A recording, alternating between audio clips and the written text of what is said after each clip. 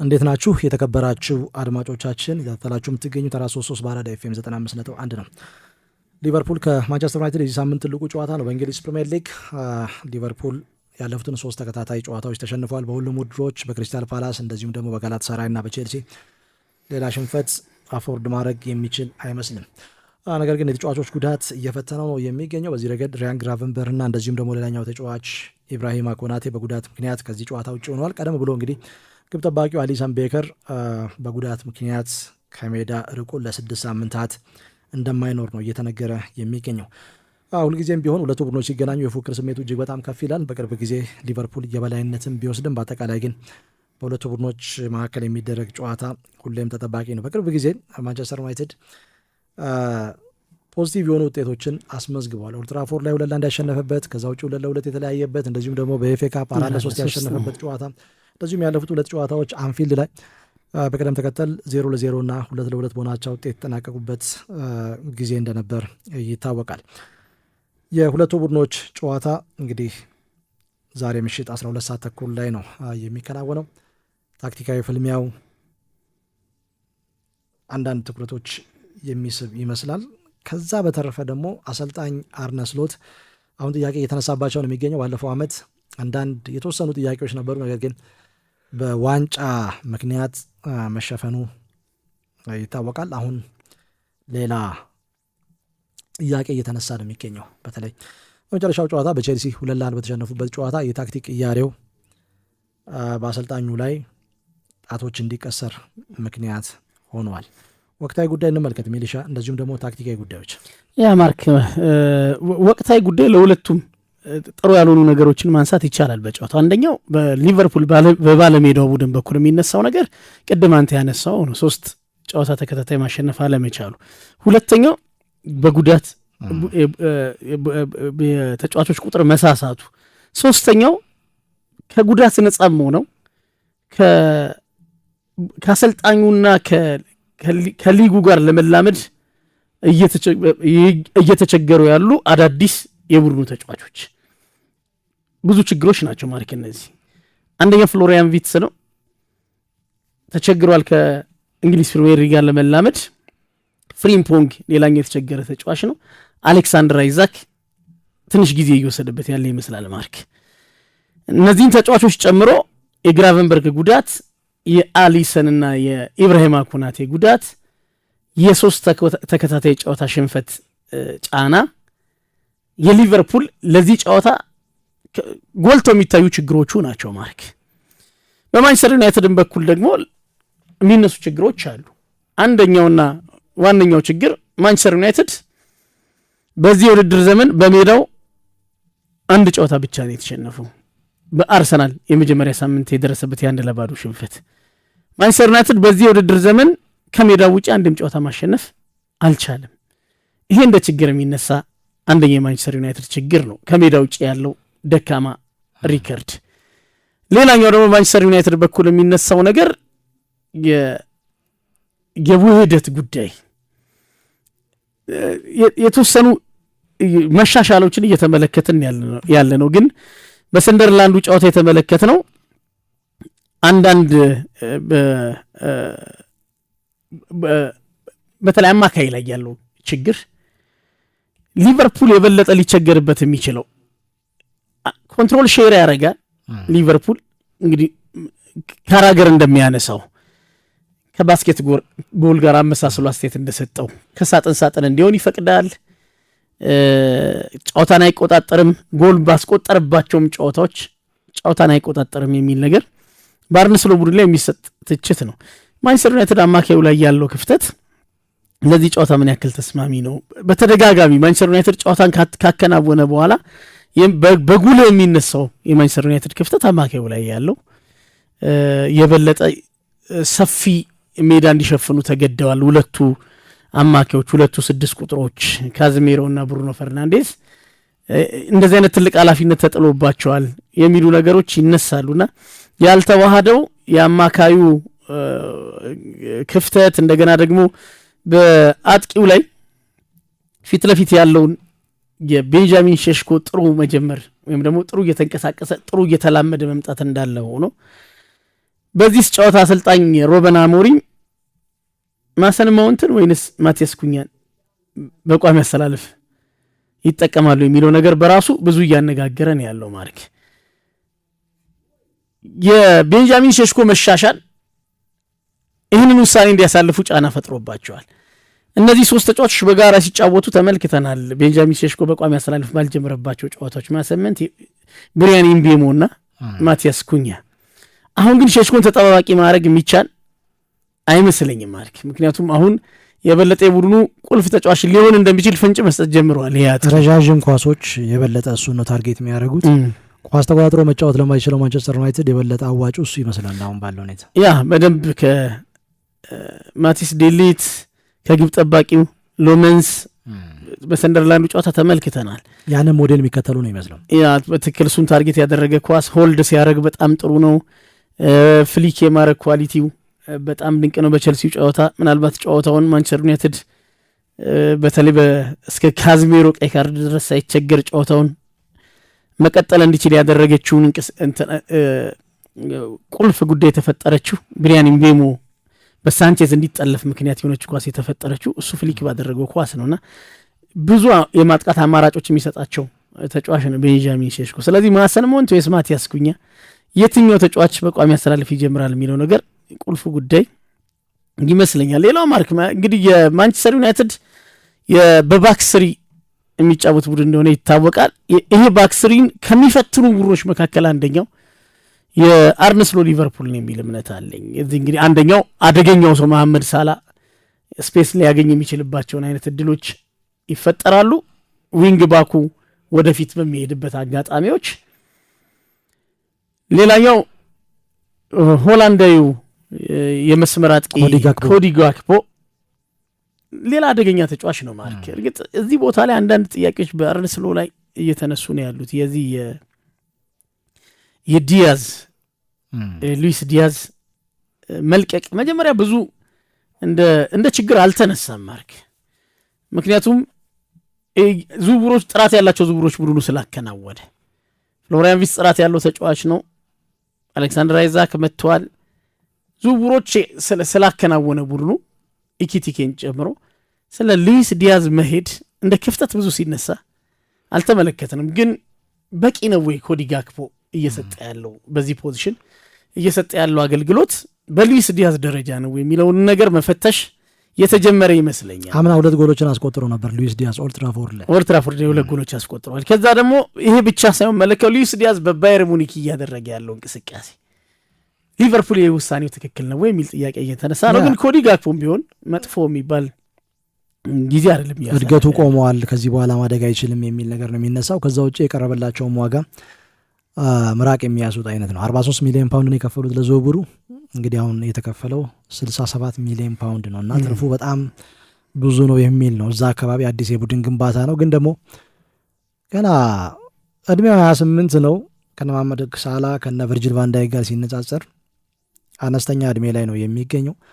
መልቀቃቸው አከራካሪ ነጥቦችን እያስነሳ ነው። እሱ ቢኖር የበለጠ ቡድኑ በፈዘዘበት ሰዓት አንድ የሆነ ነገር መፍጠር ይችላል። የሆነ አንድ ነገር እንዲፈጠር የሆነ ስፓርክ የሚፈጥረው ነገር አለ፣ የሆነ ጨረት ነገር እና ይህንን ነገር ከሌሎች ተጫዋቾች ብዙ ለማግኘት ያስቸግራል። ሌሎች ተጫዋቾች ምናልባት መሐመድ ሳላ ካልሆነ በስተቀር የሌሎቹ ተጫዋቾች ውጤታማነት ከቡድኑ እንቅስቃሴ ጋር አብሮ የሚመጣ ነው።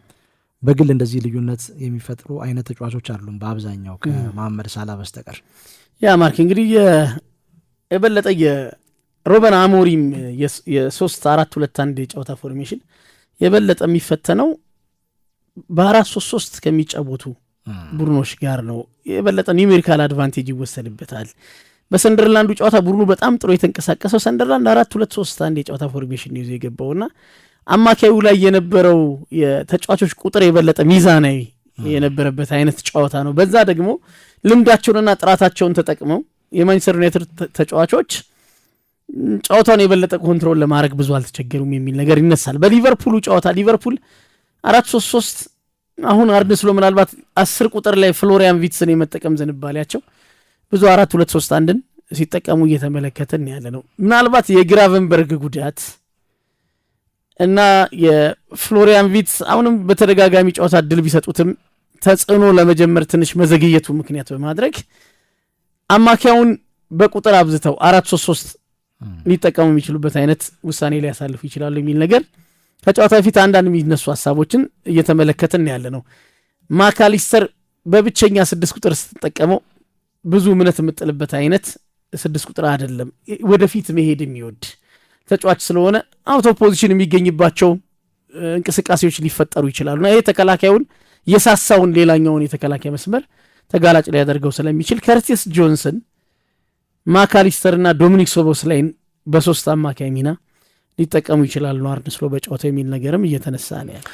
7 ጨዋታዎች በእንግሊዝ ፕሪሚየር ሊግ ለሊቨርፑል 4ቱን ከ90ኛው ደቂቃ በላይ ባስቆጠራቸው ጎሎች ነው ያሸነፈው። በሁለቱ ደግሞ ከ90ኛው ደቂቃ በኋላ በተቆጠሩበት ጎል ሽንፈትን የመዘገበው የመጨረሻው የክሪስታል ፓላስ እና የቼልሲ ጨዋታ። ከዛ በፊት ከአርሰናሉ ጨዋታ በስተቀር በሌሎቹ 4 ጨዋታዎች ከ90ኛው ደቂቃ በኋላ ባስቆጠራቸው ጎሎች ተጋጣሚዎቹ ማሸነፉ ይታወሳል።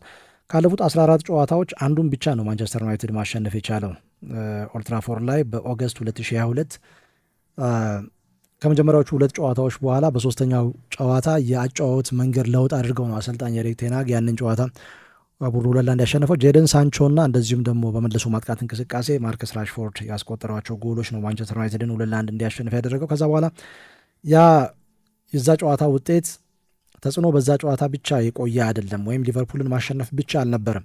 ቀጥሎ ለመጡት ጨዋታዎች በራስ የመተማመን ስሜቱን ከፍ አድርጎ ቡድኑ 3ኛ ደረጃን ይዞ የሻምፒየንስ ሊግ ተሳትፎ ያገኘበት በዛው ዓመት ደግሞ የካራባኦ ካፕ ዋንጫ ያሳካበት ጊዜ ነው። ከ6 ዓመት በኋላ ነው ከዋንጫ ጋር ሲታረቅ በዛ የውድድር ዘመን። ትኩረት ከሚስቡ ተጫዋቾች መካከል መሐመድ ሳላ ነው። በሁለቱ ቡድኖች ግንኙነት በ19 ጎሎች ላይ ተሳታፊ ሆኗል። 13 ጎሎች አሉት፣ 6 ለጎል የተመቻቸ ኳስ አቀብሏል። ግን በቅርብ ጊዜ ቁጥራዊ መረጃዎች ሳላን አቋሙ እየወረደ እንደሆነ በሚገባ የሚያሳዩ ናቸው። በዚህ ረገድ ምን ያህል ይህ ተጫዋች ሊዘልቅ ይችላል ጥያቄዎች እየተነሱ ነው ያሉት። በ2021-22 የውድድር ዘመን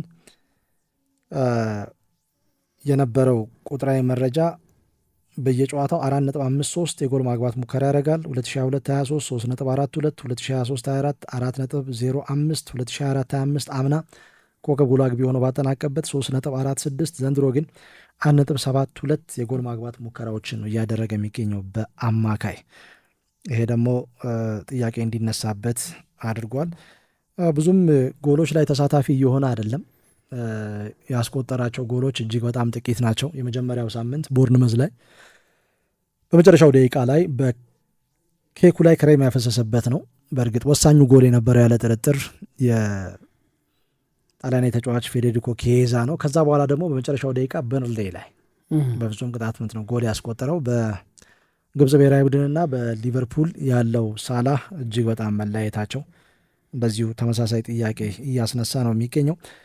ማንቸስተር ዩናይትድ በዚህ ውድድር ዘመን በራሱ ስህተት 3 ጎሎች ተቆጥረውበታል። ሊቨርፑል 2 ጎሎች በራሱ ስህተት ያስተናገደበት ነው። ቁጥራዊ መረጃዎችንም እንደዚሁ አንድ ላይ እናዋህድ በሚል ነው። ሊቨርፑል የተጫዋቾች ጉዳት ላይ እየተፈተነ ነው ያለው። የተከላካይ መስመሩ በዚህ ጨዋታ ላይ ሊፈተን አይችልም። ማርክ የሚፈተንበት እድል ሰፊ ይመስለኛል። እንግዲህ የሩበን አሞሪም የጨዋታ አቀራረብ ምን ይሆናል የሚለው ነገር ይህን የሚወስን ይመስለኛል። የማንቸስተር ዩናይትድ በጨዋታው የበለጠ አጥቅቶ ለመጫወት ወደ ሜዳ የሚገባ ከሆነ የሊቨርፑል ወቅታዊ ደካማ ፖዚሽን ተከላካዩ ላይ ያለው ክፍተት ነው። ይሄም ተጫዋች ጉዳት ነፃ ሆኖ በምንመለከትበት ጨዋታዎች ኢብራሂማ ኮናቴም ግራቨንበርግም ከጉዳት ነፃ ሆነው ሜዳ ላይ ባሉበትም ጨዋታ የሊቨርፑል ችግር ተብሎ የሚነሳው መከላከሉ ላይ ያለው ክፍተት ነው። በዛ ላይ ተጨማሪ ደግሞ እነዚህን ተጫዋቾች በጉዳት ምክንያት አጥቷል እና የሩበን አሞሪም ይህንን መነሻ በማድረግ የበለጠ የሊቨርፑልን ደካማ ጎን ለማጥቃት በትኩረት ቡድናቸው ማጥቃት ላይ ትኩረቱን አድርጎ ይጫወታል። እሱም ይወስነው ይመስለኛል። ማርክ ደካማውን ነገር አጥቅተ ማትጫወት ከሆነ ይሄን ልታገኘው አትችልምና ሩበን አሞሪም የትኛውን የጨዋታ መንገድ ይከተላሉ የሚለው ነገር ይሄንን የሚወስን ይመስለኛል። ግን በሊቨርፑል በኩል ግን አሊሰን የሌለበት ኮዲ ጋክፖ ኢብራሂማ ኮናቴና ግራቨንበርግ የሌሉበት የመከላከል እነሱም ባሉበት የበለጠ የቡድኑ ክፍተት እንደሆነ በተደጋጋሚ ጊዜ እየተመለከተ ነው። ጎሎችም እየተቆጠረባቸው ነው ሊቨርፑልም ደግሞ የበለጠ ጠንካራውን ጎን ለመጠቀም አጥቅቶ የበለጠ ማጥቃቱ ላይ ያለው ኳሊቲ ስለሆነ ከፍ ያለው አጥቅቶ ለመጫወት አርነ ስሎት ወደ ሜዳ የሚገቢ ይመስለኛል። ማርክ መሐመድ ሳላ ቅድም እንዳነሳው ነው ጥሩ አጀማመር አልጀመረም። ለእኔ ግን ገና 7ኛ ሳምንት መሆኑ እና ደግሞ አዳዲስ ኬሚስትሪዎች የሊቨርፑል ማጥቃት እንደፈለገ መዘንጋት ያለብን አይመስለኝም። ማርክ 10 ቁጥር አለው አሁን የሊቨርፑል ማጥቃት ፍሎሪያን ቪትስ እና ሞ ሳላህ ብዙ አብሮ የመጫወት ለመዋሃድ ጊዜ በቂ የሆነ ያክል የጋራ የጨዋታ ጊዜ የላቸውም። 9 ቁጥሩ ላይ ሌላ አዲስ ተጫዋች ኡጎ ኤኪቲኬ እየተመለከተ ነው ያለ። መሐመድ ሳላን የተለየ የሚያደርገው ማርክ ከነዚህ ብዙ ከምናውቃቸው የመስመር አጥቂዎች የተለየ የሚያደርገው ከተለያዩ ተጫዋቾች ጋር ስኬታማ ሲሆን የተመለከተነው ተጫዋች መሆኑ ነው። የተለያየ ተጫዋቾች በስም ብቻ ሳይሆን በአይነትም የተለያየ ለምሳሌ ከሮቤርቶ ፌርሚኖ እና ከሌላኛው ኡራጓይ አጥቂ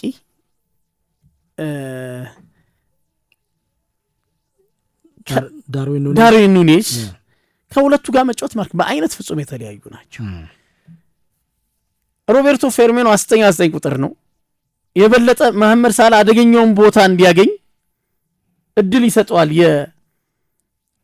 የሮቤርቶ ፌርሚኖ ሞቢሊቲ ብዙ ከሳጥን ውጪ ነው ጊዜውን የሚያጠፋው። ዳርዊን ኑኔዝ ደግሞ ተፈጥሯዊ 9 ቁጥር ስለሆነ 9 ቁጥር የሚገኝበት ፖዚሽን ላይ መሐመድ ሳላ የበለጠ ሊገኝበት የሚችልባቸው በሮቤርቶ ፌርሚኖ ዘመን ያንን ፖዚሽን በተደጋጋሚ ጊዜ ይይዝበታል ኑኔዝ። ኮዲ ጋክፖም 9 ቁጥር ሲጫወት ተመሳሳይ ነው ማለት ከሁለቱም ጋር ውጤታማ ተጫዋች እንደሆነ መሐመድ ሳላ ተመልክተናል።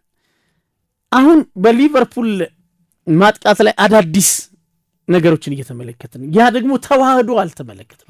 እየተዋሃደ አይደለም። ኡጎ ኤኪቲኬ ጥሩ ጀምሯል፣ ጎል እያስቆጠረ ነው፣ ለራሱ በጣም ጥሩ ጊዜ ነው እያሳለፈ ያለው። ግን ከመሐመድ ሳላ ጋር ያለው ጥምረት ብዙ ጊዜ የሚፈልግ ይመስላል።